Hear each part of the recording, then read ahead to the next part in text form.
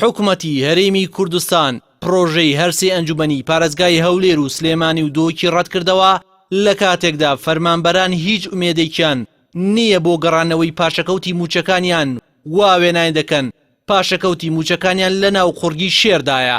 بە گوێرەی زانیاریەکان تا کۆتایی مانگەکانی ساڵی ڕابردوو ڕێژەی پاشەکەوتی موچەی فەرمانبەران لە 6 ملیار دینار تێپەڕی کردووە وەک قەرز لەسەر حکومەت یاریمی کوردستان ئەژمارە و فەرمانبەران چاوەڕێن بە شێوەیەک لە شێوەکان ئەم پارەیان بۆ بگەڕێنرێتەوە.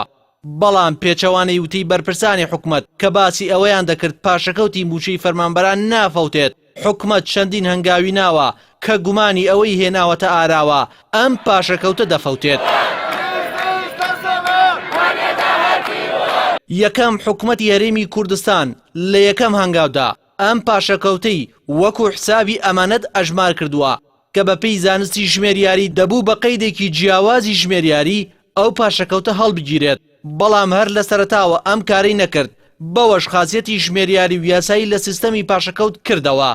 دووەم ئەم ئەژمارە نەخراوەتە سەر هیچ حسابێکی تایبەتی فەرمانبەران بۆ ئەوەی هەر فەرمانبەرێک ئەگەر وەکو ژمارەش بێت گرنتی ئەوەی لابێت و بزانێت چەند پاشەکەوتی لای حکومەتە تا کاتی خۆی ئەم پاشەکەوتە لە حکومەت وەربگیرێتەوە کە بەشێک بوو لە پرۆژەی ئەنجومەنی پارێزگاکان.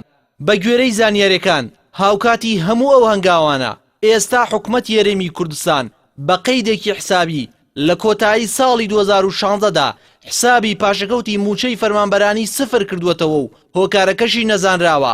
هاوکات تا ئێستا لە ساڵی نوێدا هیچ ڕێنمایەکی نوێ نییە بۆ چۆنێتی مامەڵەکردن لەگەڵ پاشەکەوتی موچەی فەرمانبەران.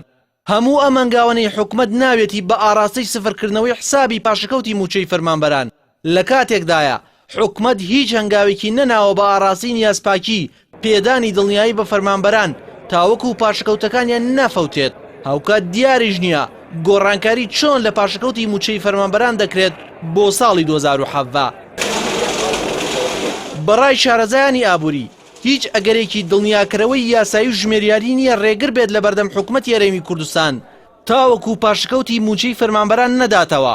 بۆیە پێویستە حکومەت لە ڕێگەی کەرتی بانکیەوە ئەو گرنتیە دروست بکات بە تایبەتی فەرمانبەران چاوەڕێن لە دوای تاوابوونی سیستەمی بایۆمەتری حکومەت ئەم هەنگاوە بنێت